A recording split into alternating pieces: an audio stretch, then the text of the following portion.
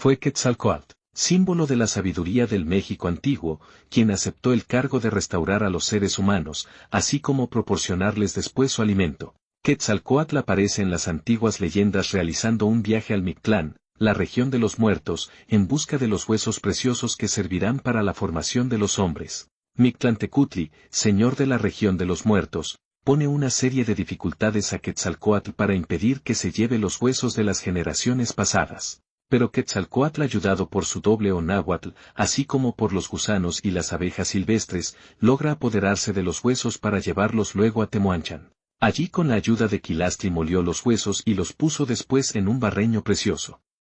Sangrando su miembro sobre ellos, les infundió luego la vida. Los hombres aparecen así en el mito como resultado de la penitencia de Quetzalcóatl.